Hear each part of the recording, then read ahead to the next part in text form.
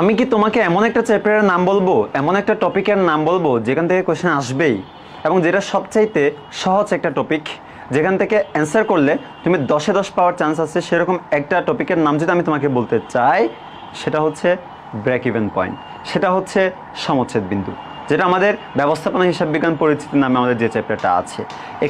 এখানে টপিকগুলা very simple, very straightforward, এবং এখান থেকে আমরা কোয়েশ্চেন আসলে 10-এ 10 পাওয়ার মতো অ্যান্সার করতে পারবো একদম 10 মিনিটের মধ্যে। অনেকগুলো সিকিউ আছে যেগুলো আমাদের অনেক বেশি সময় লাগে, 20 মিনিট বা তার চাইতে বেশিও লেগে যায় অনেক সময়, বাট এই চ্যাপ্টারটাতে বা এই টপিকটা আসলে আমাদের 10 মিনিটের বেশি সময় লাগবে না। সো একটু দেখি, এই যে গ্রাফটা দেখতে পাচ্ছ, তুমি কি এটা দেখে ভয় পাচ্ছ? ভয় পাওয়ার কিছু নাই, আমি এটা তোমাকে দেখিয়ে দিচ্ছি। এটা হচ্ছে সমচ্ছেদ বিন্দুর একটা গ্রাফ। তোমাদের এরকম কোনো গ্রাফ দিতে হবে না, এরকম কোনো গ্রাফ অ্যাকাউন্টিংয়ে লাগবে না, বাট তোমাকে বোঝানোর জন্য আমি এই গ্রাফটা নিয়ে আসলাম। সমচ্ছেদ বিন্দু জিনিসটা কি? বিইপি বলা হয়, ব্রেক ইভেন পয়েন্ট। আমি যদি সংক্ষেপে লিখি, এটাকে বলা হয় বিইপি, ব্রেক ইভেন পয়েন্ট।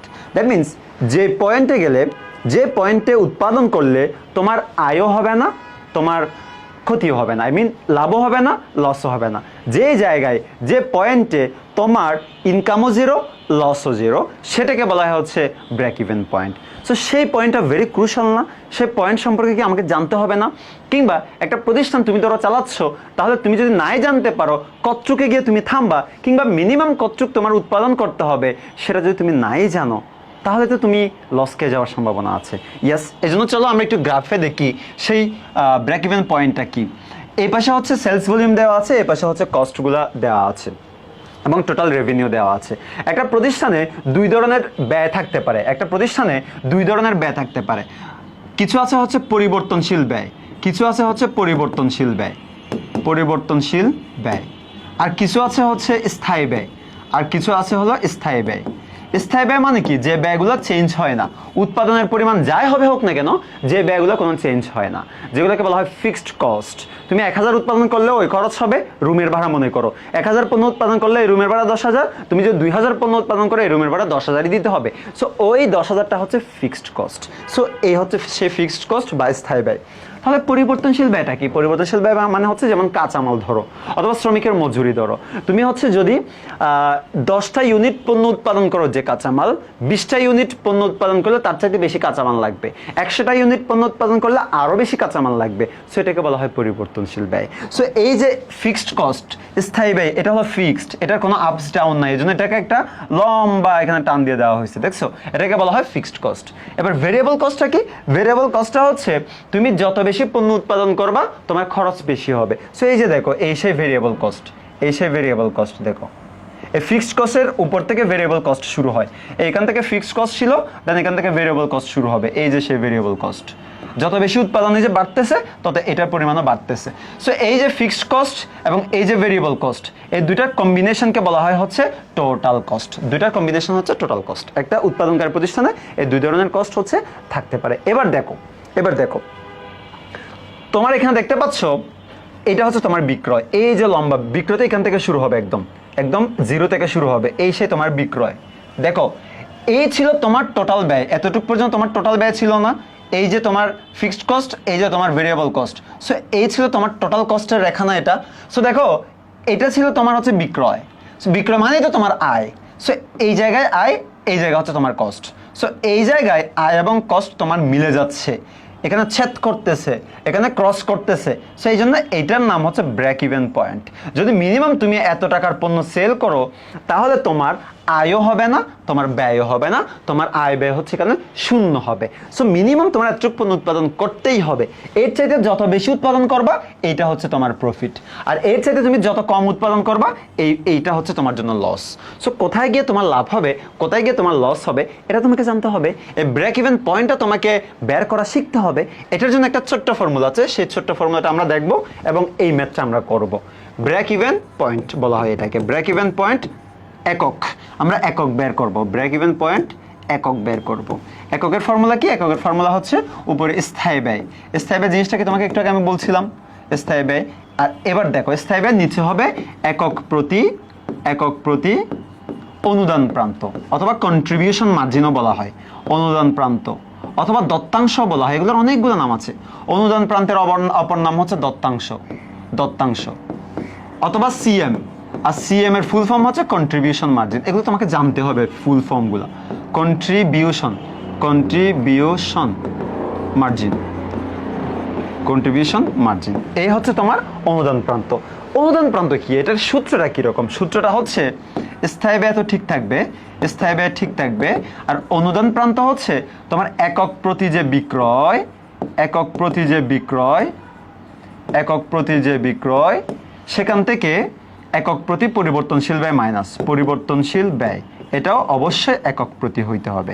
মানে প্রতি ইউনিট তুমি কত টাকায় সেল করবা, প্রতি ইউনিট উৎপাদন করতে তোমার পরিবর্তনশীল ব্যয় কত, এই দুইটার যে ডিফারেন্স, দুইটা মাইনাস করলে যেটা পাবা সেটার নামই হচ্ছে অনুদান প্রান্ত।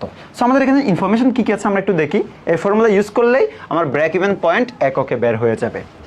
একক প্রতি বিক্রয় মূল্য 5 টাকা, একক প্রতি পরিবর্তনশীল ব্যয় 3 টাকা, তাহলে 5 থেকে 3 মাইনাস করতে হবে। এটার নামই হলো দত্তাংশ, কন্ট্রিবিউশন মার্জিন, অনুদান প্রান্ত। স্থায়ী ব্যয় কত? 30,000, তাহলে উপরে হবে হচ্ছে 30,000। আর কিছু কি বাকি আছে? নো, আর কিছু বাকি নাই। তাহলে 30,000কে ভাগ করতে হবে কত দিয়ে? 2 দিয়ে। 5 থেকে 3 গেলে যেহেতু 2 হয়, তাহলে অ্যান্সার হবে কত? ডেফিনেটলি 15,000। 15,000 কি কোথাও অ্যান্সারে আছে? এখানে হচ্ছে অপশনস ভুল ছিল, এটা হচ্ছে 15,000 হবে। এখানে একটা অপশনস ভুল ছিল, এটা হবে 15,000। সো অ্যান্সার হবে হচ্ছে এখানে 15,000 একক। অ্যান্সার হবে হচ্ছে 15,000 একক। এটা ছিল 10,000, এখানে ভুল ছিল। হ্যাঁ, ওকে। সো এ নাম্বার হবে রাইট অ্যান্সার। এটা একটা প্রিভিয়াস বোর্ডের কোয়েশ্চেন ছিল। সো সমচ্ছেদ বিন্দু একক কোয়েশ্চেন করছে তোমাকে, তুমি সমচ্ছেদ বিন্দু একক পেয়ে গেলা 15,000 একক। এটা দিয়ে কি মিন করে? এটা দিয়ে মিন করে তুমি যদি 15,000 একক পণ্য উৎপাদন করো কিংবা সেল করো, তাহলে তোমার আয়ও হবে না, মানে লাভও হবে না, তোমার লসও হবে না, প্রফিটও থাকবে না, লসও থাকবে না, দুইটাই জিরো হয়ে যাবে। ফাইন, এবার আসুন নেক্সট ওয়ান। আমরা একটু পরেরটা দেখি। আমাকে বলতেছে এই যে ব্রেক ইভেন পয়েন্ট, হ্যাঁ আমি একটু গ্রাফ দিয়ে আবার বলি। এই যে এই ছিল আমার হচ্ছে ফিক্সড কস্ট, এখান থেকে ছিল ভেরিয়েবল কস্ট, আর এটা যদি হয় আমার বিক্রয়, তাহলে এটা ছিল আমার ব্রেক ইভেন পয়েন্ট। আমি জানি এই ব্রেক ইভেন পয়েন্ট আমার কোনো লাভও নাই, লসও নাই, কিন্তু আমি লাভ করতে চাই, আমি কিছু প্রফিট করতে চাই, তাহলে আমার ডেফিনেটলি সমচ্ছেদ বিন্দু থেকে বেশি পণ্য বিক্রি করতে হবে। সমচ্ছেদ বিন্দু যদি হয় 100 একক, তাহলে আমাকে 120 একক সেল করতে হবে, 130 একক সেল করতে হবে যদি আমি প্রফিট করতে চাই। তাহলে কত প্রফিট করতে চাই আর কত একক পণ্য সেল করতে হবে, এটার জন্য আরেকটা ফর্মুলা আছে, সেটা একদম এক্স্যাক্টলি সমচ্ছেদ বিন্দুর মতো, যেটা আমরা একটু আগে শিখলাম, জাস্ট একটু চেঞ্জ আসবে। সেই চেঞ্জটা কি একটু দেখো, সেটা আমি তোমাকে দেখা দিচ্ছি। তাহলে বিইপি এটাও এককেই বের হবে। কত একক যেহেতু জিজ্ঞেস করছে, এককেই বের হবে। আমার সূত্রের মধ্যে কি ছিল? এখানে স্থায়ী ব্যয় ছিল না, এখানে স্থায়ী ব্যয় ছিল, আর এখানে ছিল হচ্ছে একক প্রতি দত্তাংশ অথবা অনুদান প্রান্ত। সো স্থায়ী ব্যয়ের সাথে জাস্ট তোমার প্রত্যাশিত মুনাফাটা যোগ করবা, আর কিচ্ছু না।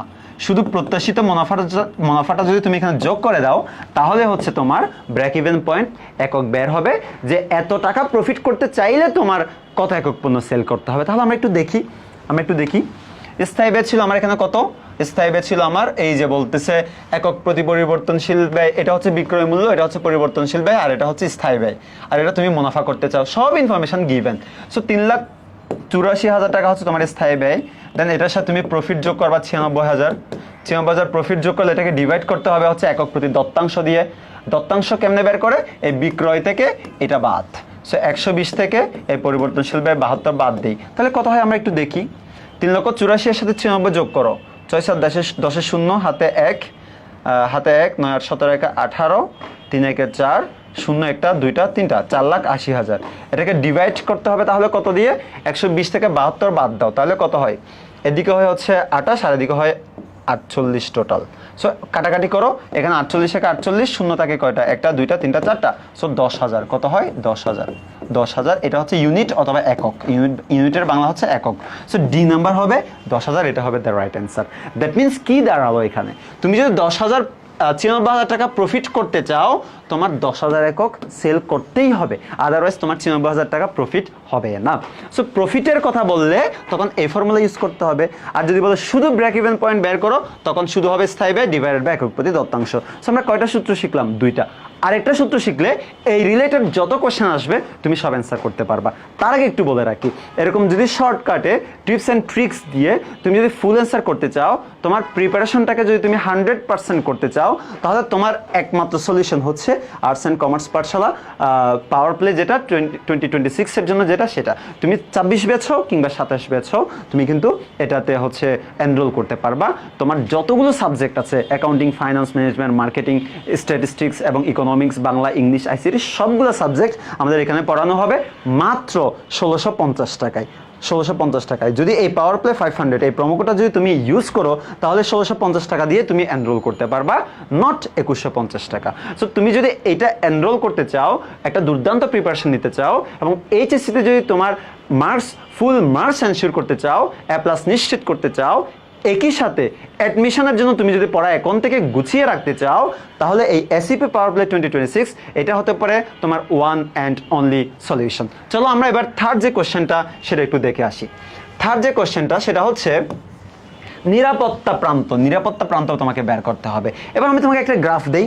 আগে যে শুরুতে যে গ্রাফটা করিয়েছিলাম সেই গ্রাফে আমি একটু যাই। সেই গ্রাফটা এটা ছিল না, এই যে সে গ্রাফ ছিল আমাদের, এটা ছিল ব্রেক ইভেন পয়েন্ট, মানে আমাদের এত একক পণ্য সেল করতেই হবে। সো করলে আমাদের হচ্ছে কোনো লাভ হবে না, লসও হবে না, কিন্তু আমি তো প্রফিট করতে চাই, কিংবা হচ্ছে আমি তো আরো বেটার করতে চাই। সো এই যে 3000 একক পণ্য সেল করবা, তার চাইতে তুমি যত বেশি পণ্য সেল করবা সেটাকেই বলা হবে হচ্ছে মার্জিন অফ সেফটি, মানে নিরাপত্তা প্রান্ত। সমচ্ছেদ বিন্দু যদি হয় তোমার 1000 একক, তুমি যদি 1200 একক সেল করতে পারো, 1500 একক সেল করতে পারো, তাহলে এই যে 200 এক্সট্রা, 500 যে এক্সট্রা, এটাকেই বলা হয় মার্জিন অফ সেফটি, নিরাপত্তা প্রান্ত একক। সো এটা যদি তুমি বের করতে পারো, তাহলে এটা তোমার পুরো চ্যাপ্টার যতগুলো কোশ্চেন আছে তুমি সব অ্যান্সার করতে পারবা, তোমার সলভ হয়ে যাবে। সো আমরা একটু দেখি আমার এখানে কি দেওয়া আছে। ফাইন, এই হচ্ছে আমাদের কোশ্চেনটা। তাহলে নিরাপত্তা প্রান্ত সূত্রটা আমি একটু তোমাকে বলে দিই। নিরাপত্তা প্রান্তের সূত্রটা হচ্ছে এরকম, এটা একদম ভেরি সিম্পল।